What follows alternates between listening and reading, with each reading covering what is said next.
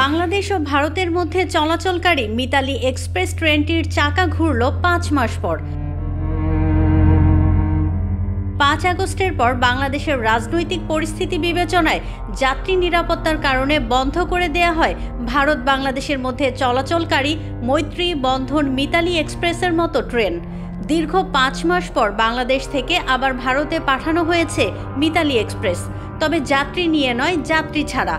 বুধবার কোনো যাত্রী ছাড়াই ইঞ্জিন ও জীর্ণ ধুলোমাখা খালি বগি নিয়ে বাংলাদেশের আন্তর্জাতিক সীমান্তের কাঁটাতারের গেট অতিক্রম করে Mitali express. Double million offer, Walton fridge কিনে পেতে পারেন ২০ লক্ষ টাকা, রয়েছে কোটি কোটি টাকার নিশ্চিত উপহার। এতদিন ট্রেনটি ঢাকা ক্যান্টনমেন্ট স্টেশনের শান্টিং ইয়ার্ডের কাছে খোলা আকাশের নিচে পড়েছিল। ৫ আগস্ট যাত্রী নিয়ে ভারত থেকে যাওয়ার পর ভারতীয় রেলের সিদ্ধান্তে ট্রেন চলাচল বন্ধের ঘোষণা আসায় বাংলাদেশেই আটকে পড়ে ভারতের শিলিগুড়ি ও ঢাকার মধ্যে চলাচলকারী মিতালি এক্সপ্রেস। সোমবার দুই দেশের সচিব পর্যায়ে বৈঠকের পরই ফিরিয়ে দেয়া হলো ভারতের কোটি টাকার এই ট্রেন।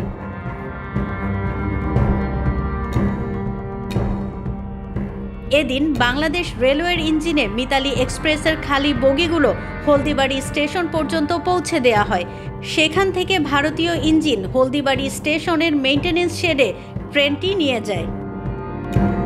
কলকাতা থেকে সুচরিতা কংস বণিকের তথ্য ও ভিডিও নিয়ে রিপোর্ট risingBD.com।